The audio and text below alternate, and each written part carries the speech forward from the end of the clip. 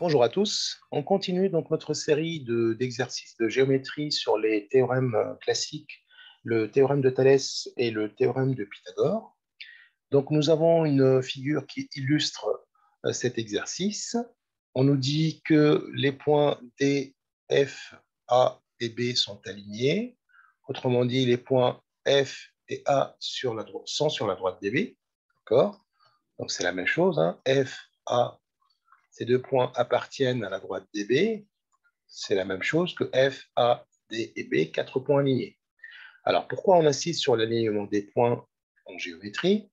Puisque nous avons besoin, en fait, de l'égalité des distances. Par exemple, si j'ai trois points non alignés, hein, comme ceci, A, B et C, eh bien, on aura un problème à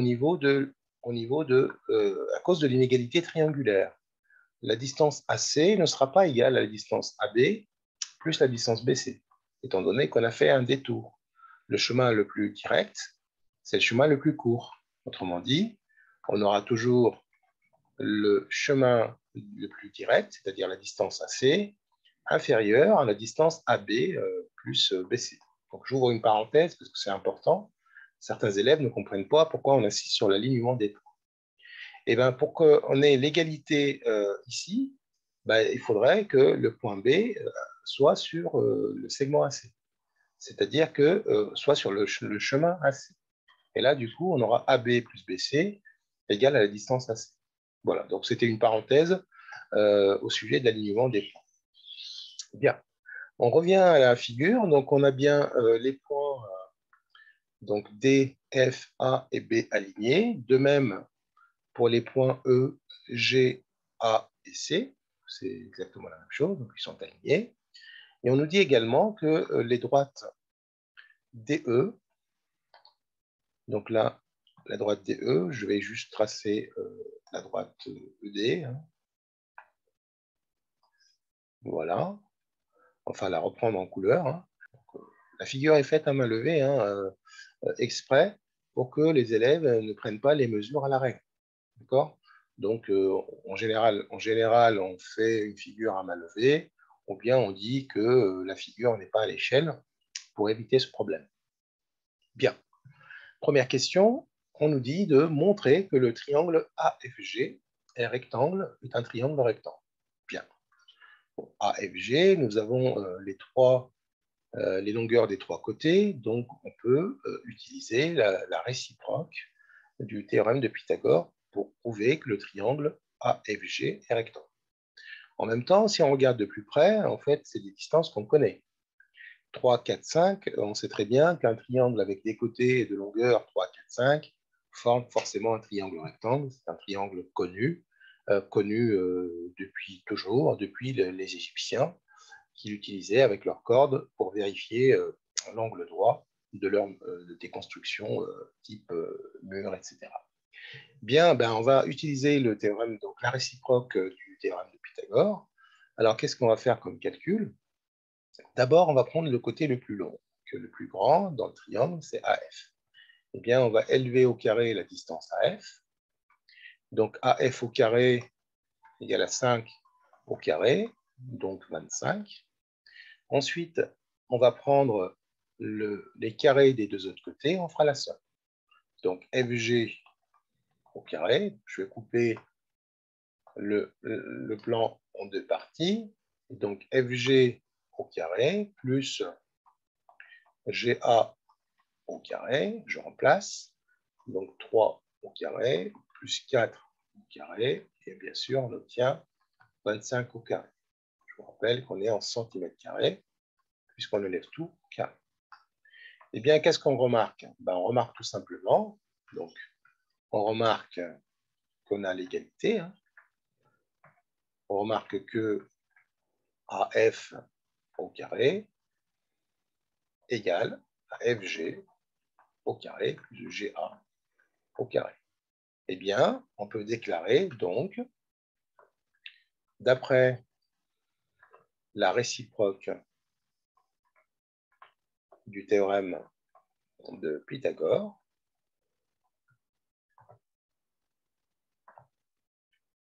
voilà, le triangle AFG est un rectangle. Alors, il faut préciser en quel point. D'accord? Donc, un rectangle. Alors, je regarde ici, c'est le côté le plus grand, donc c'est l'hypoténuse. Donc, c'est le point qui n'appartient pas à l'hypoténuse. C'est le point qui est en face à l'hypoténuse. Donc, ici, c'est le point G. Point G. Terminé. On a fini de répondre à la question. Donc là, on va pouvoir rajouter le codage. Donc, on ajoute le codage puisqu'on a un triangle rectangle en G. Deuxième question, calculer la longueur du segment AD. Alors, le segment AD, c'est ce segment-là, cette distance. Donc, voilà la distance AD qu'on doit chercher. Eh bien, si je regarde bien, donc ici, je cherche AD, je connais la distance ED, je connais la distance AE, puisque c'est 4 plus 6,8 cm. Donc, je peux facilement trouver AD à condition d'avoir un angle droit ici. Mais, je sais que ces deux droites sont parallèles. Celle-là, elle est perpendiculaire à FG, puisqu'on a un triangle rectangle en G. Donc, on sait que si une droite est perpendiculaire à une droite qui est elle-même parallèle à une deuxième, forcément, elle est perpendiculaire à la deuxième. Eh bien, on a forcément un angle droit ici. Donc, le triangle ADE est rectangle en E. Donc, on va pouvoir utiliser maintenant le théorème de Pythagore. Mais on peut également utiliser le théorème de Thalès. Alors, pourquoi? Puisque nous avons la configuration du théorème de Thalès, parce qu'on a deux droites parallèles, deux droites séquentes, c'est-à-dire un triangle emboîté dans un deuxième, plus grand. Et puis, on connaît cette distance, on connaît cette distance, on va pouvoir trouver, donc on connaît cette distance et cette distance, on connaît cette distance et cette distance, on connaît cette distance, on va pouvoir trouver cette distance avec l'égalité des rapports. Voilà. Donc moi, j'ai préféré utiliser Pythagore, ça change un petit peu. Donc je vais déjà montrer que le triangle est rectangle en E, puisqu'il nous faut un triangle rectangle en E, il nous faut un angle droit pour Pythagore, et ensuite on appliquera le théorème. Alors, qu'est-ce qu'on sait? On sait que si on a deux droites parallèles, je vais les appeler D1 et D2, d'accord? Je fais une petite illustration. Donc, voici les deux droites parallèles D1 et D2.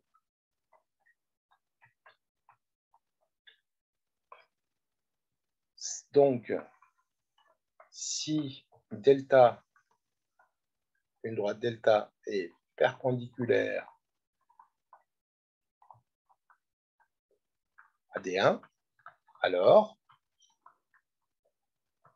elle sera également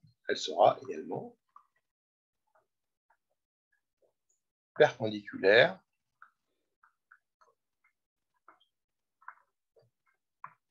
à D2. On dit, regardez, donc si je trace une droite perpendiculaire à D1, comprenez que forcément, cette droite-là sera également perpendiculaire à D2. Celle-là, donc, c'est une propriété de géométrie. Donc, si on a deux droites parallèles, donc si on a une droite perpendiculaire à une des deux parallèles, alors forcément, elle sera perpendiculaire à la deuxième parallèle. Eh bien, mais, donc nous, c'est quoi les parallèles? Donc, donc nous, les parallèles, c'est ED et FG. Donc, ED est parallèle à FG. C'est les deux droites que j'ai tracées en rouge. Et on sait que, je vais l'appeler EC, perpendiculaire à FG. Donc, d'après la propriété précédente, d'après la propriété précédente, donc d'après la propriété précédente, la droite EC est également perpendiculaire à DE. Donc EC est également perpendiculaire à DE. Donc, le triangle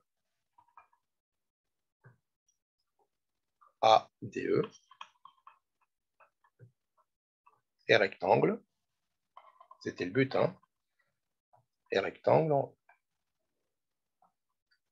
Voilà. Donc maintenant, je vais appliquer le théorème de Pythagore pour trouver la distance AD. D'après le théorème de Pythagore, on a donc le carré de l'hypoténuse ici c'est AD, AD au carré, je vous rappelle que l'hypoténuse c'est le côté le plus grand du triangle rectangle, ou bien le côté qui est face à l'angle droit. Donc AD au carré égale à DE au carré plus EA au carré. Je remplace par les données numériques, 8,1 au carré, plus 10. Alors pourquoi c'est 10,8? C'est 4 plus 6,8, donc ça c'est 10. Donc EA c'est 10,8 au carré. Et donc à la calculatrice, on obtient 182,25 cm². Donc AD sera égal à la racine carrée de 182,25, ce qui va me donner 13,5 cm. Donc AD égale à 13,5 cm. Je souligne mon résultat. Voilà pour la question 2. On passe à la question 3. Donc dans la question 3, on sait que les points sont alignés, donc les 4 points, C, A, G, E, D, F, E, D, F, A et B, bon, comme le dit l'énoncé, hein, et on nous demande, est-ce que les droites FG et BC sont-elles parallèles? Donc, est-ce que ces deux droites sont-elles parallèles? Est-ce que FG est parallèle à BC? Alors, FG, c'est cette droite-là, et BC, c'est cette droite que je vais tracer. Voilà, c'est cette droite-là. Voilà. Donc, CB, est-ce qu'elle est parallèle à FG? Bien. Donc, alignement des points, non. Donc là, alignement des points, est-ce qu'on a toutes les distances? On a cette distance et cette distance. On a cette distance et cette distance. On va pouvoir facilement appliquer la réciproque du théorème de Thalès.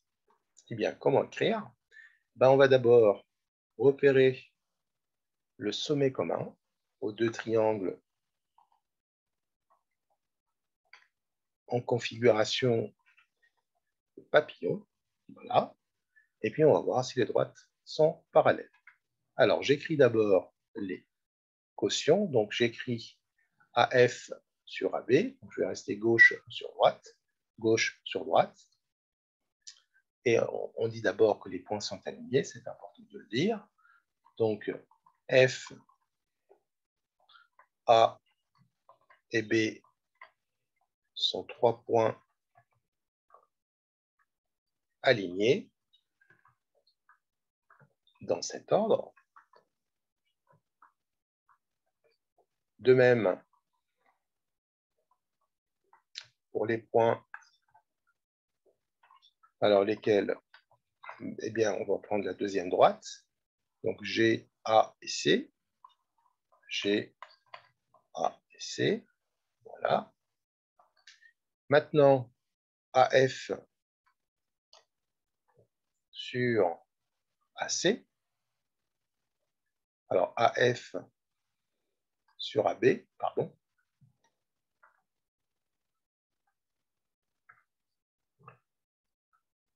Ensuite, on va calculer AG sur AC.